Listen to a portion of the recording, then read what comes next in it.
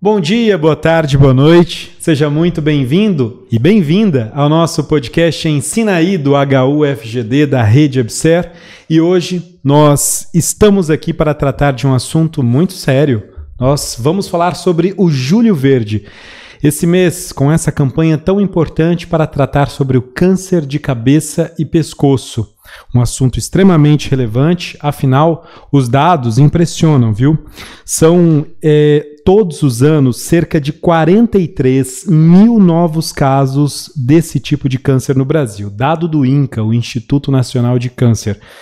E o Julho Verde nos lembra que essa doença ela pode ser prevenida e pode ser tratada. Para a gente falar sobre esse assunto, nós estamos recebendo aqui hoje o Dr. Rafael Suzin, ele que é médico cirurgião de cabeça e pescoço. Seja muito bem-vindo. Obrigado pelo convite. Muito importante estarmos aqui para conversar sobre esse tema. E juntamente com ele também o Dr. Joaquim Costa Rosa, médico patologista. Seja muito bem-vindo, doutor. Obrigado, Rony, pelo convite. Excelente iniciativa. Disseminando as informações que a gente consegue algum resultado positivo, né, para esse tipo de lesão. Muito bem. E antes de começarmos a nossa conversa aqui, eu gostaria de convidar você para que se inscreva no nosso canal aqui embaixo, ative as notificações, para que você possa estar atento a tudo o que nós postamos aqui, todos os episódios, sempre novos episódios com assuntos importantíssimos como esse de hoje. É claro que você aí do outro lado também pode deixar o seu comentário, participar, interagir e compartilhar esse conteúdo nas suas redes sociais. Bom, para a gente começar, eu gostaria já de mostrar para você que está nos acompanhando esse folder que nós recebemos aqui, que é um folder que trata do Julho Verde, uma informação que salva vidas, inclusive está estampado aí, e que tem dados impressionantes que eu estava observando aqui. 39.550 novos casos de câncer de cabeça e pescoço no Brasil. Aí ele traz mais detalhes aqui que a gente vai trazer nessa discussão para que você possa acompanhar, e esse dado importantíssimo também de 90% de probabilidade de cura, um dado impressionante. E eu pergunto já para o Dr. Rafael Suzin para a gente abrir a nossa conversa, afinal, por que, doutor, Julho Verde? Bom, essa campanha ela se iniciou nos Estados Unidos e ela foi divulgada pela Federação Internacional de Cirurgia de Cabeça e Pescoço, para que todos os países do mundo abraçassem a causa. Lembrando que dia 27 de julho é o Dia Mundial de Prevenção do Câncer de Cabeça e Pescoço. Então, houve essa organização para que se pudesse levar ao conhecimento à população com uma forma de educação e prevenção desses tumores. Bom, doutor Joaquim, o que te levou a essa área dentro da medicina? A minha escolha para patologia é uma história longa, mas foi bem pensado. Terminei medicina, tinha cirurgia plástica já certa para iniciar, e meses antes eu coloquei a mão na cabeça e falei, mas vamos entrar na área cirúrgica quando chegar meus 70, 80 anos, em pé, do lado de uma mesa de cirurgia. Resolvi repensar. Fiquei 5 anos entre clínica, médico de família, pronto-socorro, plantão, e aí eu comecei a decidir as especialidades, comecei a ver e eliminar. Esta não, estas talvez. E moro em Naviraí 50 anos, tinha intenção de retornar para a cidade. Comecei a ver também que área eu poderia me estabelecer ali, que era uma área carente. E nessas escolhas fiquei entre oftalmologia e patologia. Aí fui conhecer um laboratório de patologia, me apaixonei pela patologia, pelo desafio que é diário, e assim decidi. E foi muito bom ali para Naviraí, região, né, que é uma especialidade ainda carente no nosso estado. E para você, doutor Rafael, teve alguma dificuldade? Não, para mim foi até um pouco mais fácil. Eu, durante a graduação, eu já acompanhava a cirurgia geral, gostava muito de cirurgia, e no 5º e 6º ano que nós temos o internato, eu comecei a acompanhar mais um cirurgião de cabeça e pescoço e acabei me apaixonando pela área. que era inclusive professor meu. Então acabei optando por gostar muito da técnica cirúrgica em cabeça e pescoço, que é uma área bastante delicada, e optei pela área. Pois bem, vamos então adentrar ao assunto, que é o tema da nossa conversa de hoje. E eu gostaria que você, doutor, explicasse para a gente o que caracteriza, afinal, o câncer de cabeça e pescoço. Então, a cabeça e pescoço ela é definida como as lesões ou os tumores que estão desde a glândula tireoide, glândulas salivares, boca, faringe, laringe, câncer de pele na região de cabeça e pescoço e alguns tumores mais raros, como os tumores de base de crânio, os tumores que podem envolver até a região cervical mais posterior. Então, toda essa área que engloba a cirurgia de cabeça e pescoço. E há sintomas iniciais de alerta, doutor, que caracterizam? Sim, existem alguns sintomas iniciais que são bem importantes. Toda vez que aparece um nódulo no pescoço que persiste por mais de 15 dias, uma ferida na boca que não cicatriza, um quadro de rouquidão persistente que também não melhora há mais de 15 dias, uma ferida na pele, com uma característica diferente, todos esses sinais e sintomas, o paciente deve procurar auxílio médico quando isso acontece. Doutor, e tem algum fator de risco?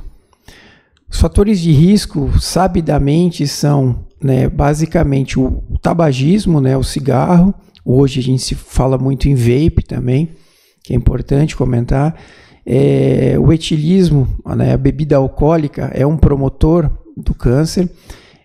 O HPV, ele entrou há alguns anos já para os tumores de orofaringe, ou seja, da garganta. O HPV é um fator de risco muito importante para esses tumores. A exposição solar intensa, por causa dos tumores de pele, e a história familiar de câncer, ou seja, ter pessoas na família que tenham câncer dessas regiões também é muito importante considerar. Muito bem. E agora eu pergunto para você, doutor Joaquim, sobre os exames mais utilizados para diagnosticar esse câncer de cabeça e pescoço. Quais são? Bom, primeiro, cabeça e pescoço, como o doutor Rafael bem disse, pega vários órgãos, desde da boca, faringe, laringe. E o que temos que lembrar do ponto de vista da patologia, para as pessoas entenderem que qualquer tecido do corpo humano pode originar câncer. Então, imaginemos, na boca nós temos o quê? Desde mucosa, glândula, dente, osso, tecido conjuntivo, adiposo e assim por diante. Faringe, orofaringe também. Então, a biópsia, que é o principal exame para diagnóstico, visa dizer se aquilo é um câncer, se é uma neoplasia maligna ou benigna, e já direcionar para a origem dessa neoplasia. A gente fala histogênese, ela se originou de que tecido daquela região, de qualquer um desses tecidos de exemplo que eu dei. Partindo da biópsia, nós podemos lançar mão de outros exames, como, por exemplo, imunistoquímica, que faz uns 25 anos que se começou a utilização da imunistoquímica e que hoje ela está muito bem fundamentada e ajuda nessa classificação e definição da neoplasia. E podemos hoje ainda dizer que temos os exames moleculares, que além de ajudar na classificação de algumas neoplasias, eles são úteis também para a definição de tratamento, o uso ou não de algumas medicações. Muito bem, eu fico imaginando aqui também, enquanto você falava, doutor Rafael, você deu alguns sintomas aí, que chamam a atenção. Esses sintomas, eles podem ser confundidos com outras doenças também? Normalmente, nessa região, principalmente na região da garganta, com doenças infecciosas, Então, para isso a importância de o paciente quando apresentar os sintomas que persistirem depois de alguns dias, procurar o auxílio, porque aí só um médico especialista vai poder identificar, né, as causas e aí também lançar mão dos exames, que aí entra a parte do Joaquim para fazer a análise, tá? Então, muitas vezes, citando um exemplo, você tem um nódulo no pescoço, que pode ser um linfonodo, popular íngua, e a gente não tem uma causa aparente, pode-se lançar mão de um exame que é a punção, por exemplo. Aí entra, como eu falei, o trabalho do Joaquim, que vai fazer análise citológica ou daquelas células daquele gânglio para identificar se é infeccioso, né, se ele é neoplásico, ou seja, se é um câncer. Então, tudo isso é muito importante que as pessoas tenham em mente. Esses exames, Dr. Joaquim, eles podem ser feitos pelo SUS? Podem, são feitos pelo SUS, aqui mesmo no Hospital Universitário. Grande parte desses exames são feitos. Muito bem. Eu fico imaginando também, doutor, sobre os avanços tecnológicos. A gente até conversava, né, antes da nossa entrevista, doutor, sobre a chegada de novas tecnologias, né? Como é que está nessa área de diagnóstico hoje a influência, né? Quais são os principais avanços que você aponta? E esses avanços estão a galope, viu, Rony?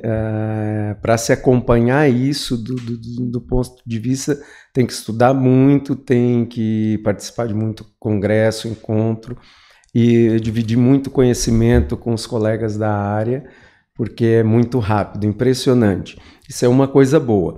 Mas um dos principais que eu falei é biologia molecular, né? Hoje, voltando a repetir, tem muitas alterações moleculares que se conseguem ser detectadas e correlacionadas com o uso de determinadas medicações, né? E aí, em dando positivo a presença daquela alteração, se lança mão do uso da medicação. E estamos entrando agora com a inteligência artificial, né? A área de imagem, por exemplo, isso já está mais estabelecido. Na patologia, algumas coisas já se pensam, porém ainda em fase de teste, né? Um outro avanço é nos materiais de punção, que ali só sai célula, não sai um fragmento de tecido, a possibilidade de fazer imunohistoquímica, né? A gente chama imunocitoquímica daí. Desses materiais, se for coletado, por exemplo, faz a punção e coleta uma quantidade de material em meio líquido próprio, consegue-se fazer lâminas daquele material já na punção, que tem várias limitações comparado à biópsia e imunohistoquímica, dá um avanço enquanto se planeja o que fazer com aquele paciente. Fico imaginando como isso não facilita a vida do médico, né, doutor? Quando eu comecei, reportando um pouquinho, 20 anos atrás, eu finalizei patologia. Nós tínhamos que classificar tumores somente pela hematoxilina eosina, que é no core de parafina, da biópsia. A imunohistoquímica era raro, como está sendo hoje a biologia molecular, né? E até a inteligência artificial. Então era muito, muito complicado você ter toda uma classificação. Hoje tem áreas da patologia, fugindo de cabeça e pescoço, por exemplo, hematolinfóide e tumores cerebrais, que você não tem como classificar sem a imunohistoquímica, né? São todas dependentes da imuno. A gente estava com o folder agora há pouco mostrando para você que nos acompanha, né, trazendo alguns dados, como por exemplo, boca, 15.100 casos, sendo a maioria em homens, laringe, a maioria em homens também, tireoide, a maioria em mulheres. Eu queria entender um pouco mais, isso significa que existem vários tipos de cânceres dentro desse espectro, doutor? Sim, como o Joaquim comentou, nós temos, dependendo da formação do tecido, nós vamos ter diferentes tipos de tumores. Então, o tipo de tumor da boca, por exemplo, ele é associado ao tecido de revestimento, tá? dessa região. Ele está mais associado, como mencionei, ao etilismo e ao tabagismo, tá? Já o tumor da orofaringe, ele tem início principalmente hoje, atualmente, relacionado ao vírus do HPV. Então, isso implica em diferentes formas de tratamento. Tá? Quando a gente fala de tireoide, como você mencionou, que tem casos são mais comuns em mulheres, nós temos um tipo histológico principal, que é o carcinoma papilífero, que é o mais prevalente. Tá? E esse tipo de tumor é extremamente tratável e curável. E aí vai variar dependendo do órgão. Os tratamentos são diferentes, né, nessas regiões. E temos aí as opções de tratamento, né, cirurgia, a radioterapia, a quimioterapia, a depender de cada situação específica. Na esteira do que você está falando, doutor, a gente comentava agora há pouco, em off, né, eu e o André, sobre a dúvida mesmo que surgiu, olhando esses números aqui, vendo que a maioria dos casos na boca, na laringe, são em homens. Tem alguma explicação para isso? A explicação maior seria o consumo de álcool e o consumo também do tabaco. Essa é a principal causa. A má higiene bucal também é um fator que interfere muito e faz a promoção desse tipo de tumor.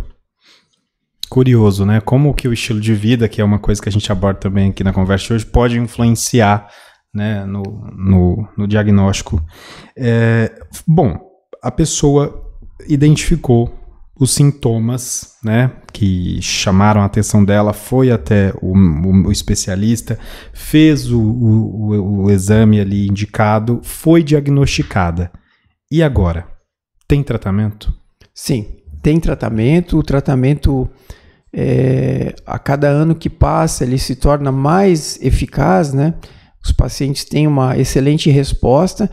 Mas um dado muito importante que nós trazemos, e até é o título da campanha, é que de uma maneira precoce, quanto antes for detectado esse tumor, melhor vai ser o prognóstico, ou seja, mais fácil e maior as chances de cura.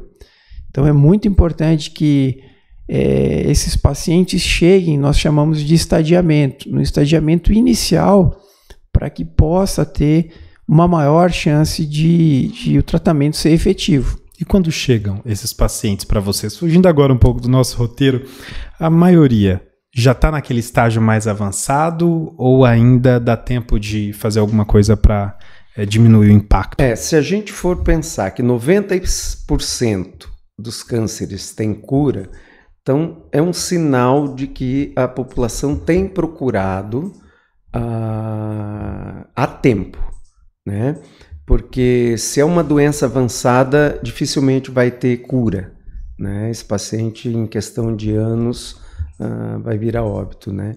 E aí, reportando pós-diagnóstico que fazer e lembrando dos exames, um que é importante é o exame de congelação em alguns tipos de lesões. Por exemplo, na tireoide, que é um dos locais que mais se pede, exame de congelação. Então, o que vem a ser isso? No momento da cirurgia, então o Dr. Rafael está fazendo a cirurgia, a tireoide tem 2 lóbulos, né, e o istmo no meio. A lesão está em um dos lóbulos, então para preservar o restante da glândula, para a cirurgia não ser tão extensa e ser desnecessária, tendo os riscos de lesões, de estruturas importantes ali, se tira só aquele lobo que está com um nódulo e aí entrega para o patologista, o paciente fica lá aguardando o cirurgião e nós vamos dizer se aquilo é uma neoplasia benigna, maligna ou tem uma resposta intermediária, que precisa se aguardar os cortes em parafina para diagnóstico. Por quê? Os nódulos de tireoide, quando tem todas as características de maligno, perfeito, se consegue fazer. Quando não se tem as características de maligno, porém tem alterações que a gente vê que são benignas, conseguimos afirmar. E existe aqueles casos que eu tenho que examinar toda a lesão, a cápsula da lesão. Então é difícil. A congelação também ajuda para determinar se o linfonodo que drena aquele órgão está comprometido ou não. né, para o doutor terminar de tirar os outros linfonodos. Então, pegou o primeiro linfonodo da cadeia, mandou para o patologista ali no momento intraoperatório, ele vai falar, não tem neoplasia, não se faz mais nada. Tem neoplasia, faz um esvaziamento. Outros tipos de neoplasias, cabeça e pescoço, pode ser lançado mão o exame de congelação para a margem cirúrgica. Então, o Dr. Rafael tira a peça cirúrgica e pergunta, a margem está livre? Ainda tem mais tumor naquela região do paciente? Então, essa é a resposta do patologista nesse momento. Então, o exame de congelação, na verdade, o raciocínio é qualquer resposta que o patologista der ali vai determinar a conduta do cirurgião naquele momento, né? Então, isso evita que um paciente tenha que reinternar posteriormente para ampliar a cirurgia, refazer cirurgia ou tirar órgãos ou estruturas desnecessárias. Esse é o objetivo. E falando em cirurgia, Dr. Rafael, ela é sempre necessária? Como é o tratamento? Não, nem todas as patologias elas são de indicação cirúrgica. Porém, eu diria que a maioria desses tumores, né, que nós mencionamos aqui, eles passam por cirurgia. E a depender depois da análise histopatológica e do estadiamento do paciente, se faz o tratamento complementar com a radioterapia e a quimioterapia. Mas, de uma maneira geral, a maioria desses tumores eles são cirúrgicos. Tá?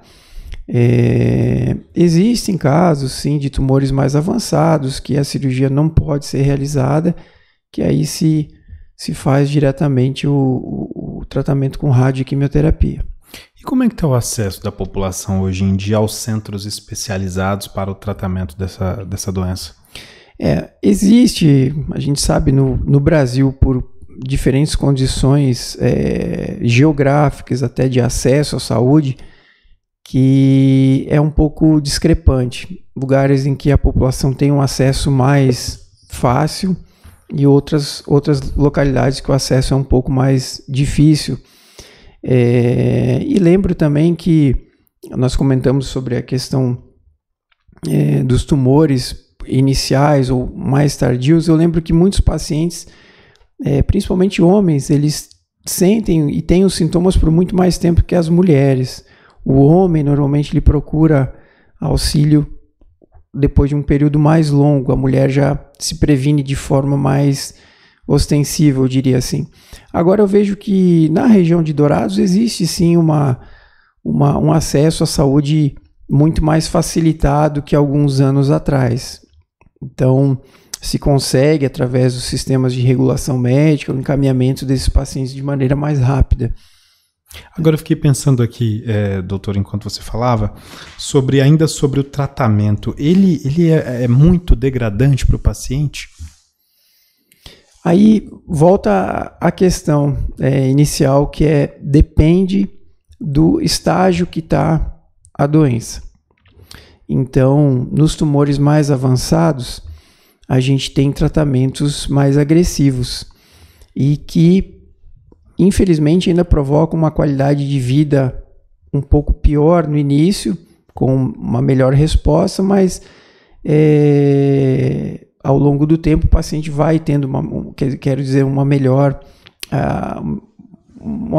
assim, acomodação dos sintomas e desse tratamento. Porém, quando é feita uma cirurgia e um tratamento num tumor inicial, normalmente o paciente, em poucas semanas, ele já está apto a fazer todas as suas atividades e a retornar a uma rotina normal.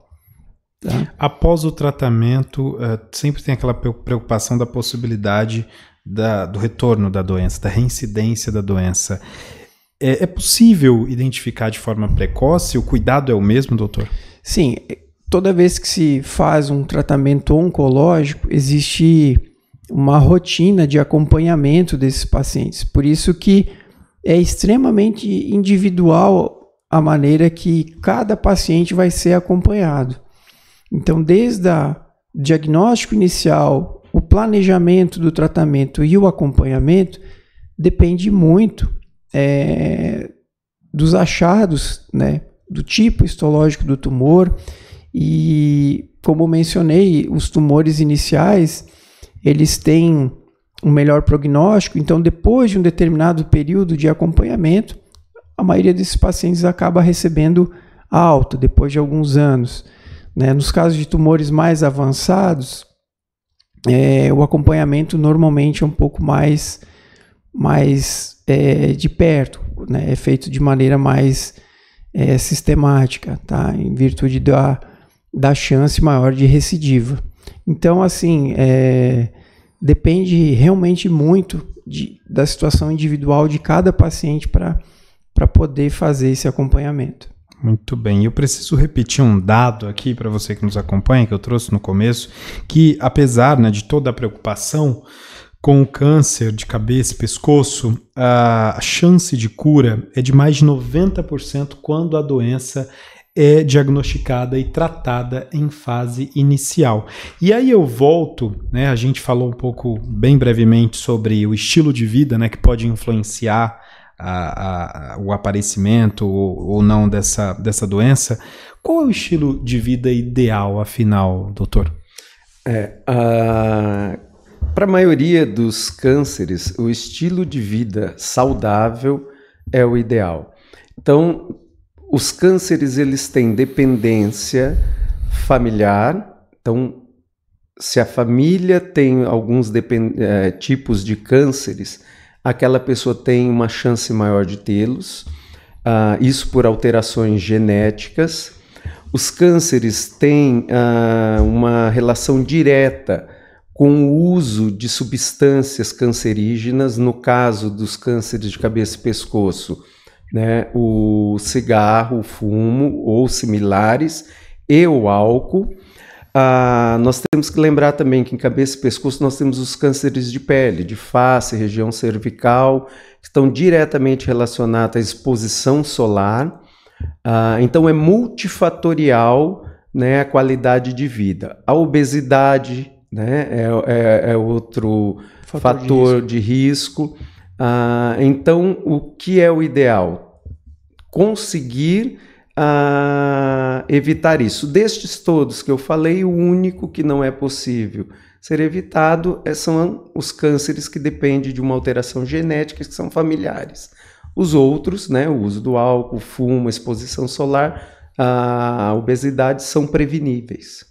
Mais um fator para ficar atento, né? Todo esse histórico familiar. Eu fiquei curioso também, porque, se eu não me engano, foi você que falou, doutor, sobre o próprio uso do vape, né? Que hoje em dia caiu nas graças, especialmente da população mais jovem. Sim. Qual é o perfil dos pacientes diagnosticados com esse tipo de câncer? São mais jovens? São mais velhos? É misto esse público? Hoje o vape está muito associado às doenças pulmonares, né? Então você vê uma incidência extremamente alta de lesões graves em pulmão nesses pacientes. Normalmente os pacientes que chegam até nós a cabeça e pescoço são pacientes que fumavam um cigarro normal, convencional de longa data e acabaram optando, né, por fumo de vape. Então se vê essa associação do câncer justamente por isso. Agora, provavelmente nos próximos anos a gente vai ver uma incidência aumentada de tumores, né, nesses indivíduos aí jovens que estão utilizando essa forma de adição, né, que é esse tipo de cigarro eletrônico. Ainda está em curso esse processo, ainda né, está doutor? em curso. Porque precisa uma exposição por um tempo longo, né, para começar a ter os efeitos carcinogênicos. O próprio fumo é assim, não é porque você fumou um ano que, né, então, e não tem volta. Uma vez iniciado o processo de formação do câncer, por isso você não consegue interrompê-lo. Nossa, assustador, né? E ao longo dessa trajetória de vocês, teve alguma história marcante? Começa por você, doutor, algum caso que te chamou a atenção? Teve vários casos, mas casos que principalmente me chamam atenção são de neoplasias orais, né? E relacionado à higiene oral. né? Isso chega às biópsias e o colega manda, olha o estado da boca desse paciente, né? E você pensa assim, puxa, isso é prevenível. Então, esses são os casos que mais impactam, né? Se é uma neoplasia genética que não tem o que ser feito, né, a gente até compreende, essa pessoa não tinha o que fazer para... Agora, você saber que uma higiene oral, né, não fumar e não beber evitaria aquilo, é bastante impactante. E outras coisas, tamanhos de lesões intraorais, como é que se deixa crescer, né? E aí crescer tanto, né? Aí entra a nossa cultura, né? Tudo que se pega no início, eu digo assim, praticamente tem cura, né? O problema é que começou com uma feridinha na boca que media milímetros, meio centímetros, e deixa uma lesão chegar a 4, 5 centímetros dentro da boca, que nunca... Aí você pergunta, não, eu estava passando um chazinho que me ensinaram, fazendo um benzimento, né? E é complicado isso. Então isso, para mim, foram os casos, não é um só, impactantes. E você, Rafael? Eu também tenho inúmeros casos, né? Casos memoráveis de cura, pacientes que passaram por reconstruções de língua, né, de cavidade oral, né, os tumores de tireoide que são muito frequentes, que são tumores muito curáveis, que muitas vezes nos dão até satisfação de tratar porque os pacientes ficam bem. Mas essa semana eu atendi o caso de uma moça jovem que veio por uma queixa de uma dificuldade, uma dor ao deglutir, e durante o exame físico foi identificado um tumor na base da língua associado ao HPV. Então ela procurou, não esperou, procurou precocemente. O tumor é pequeno, perfeitamente tratável. Então é nesse sentido que nos deixa assim mais animados aí a tratar, que os pacientes cada vez mais têm nos procurado com o início dos sintomas precoces. E um reflexo também da conscientização das pessoas. Justo, né? A educação. A educação é muito importante para isso.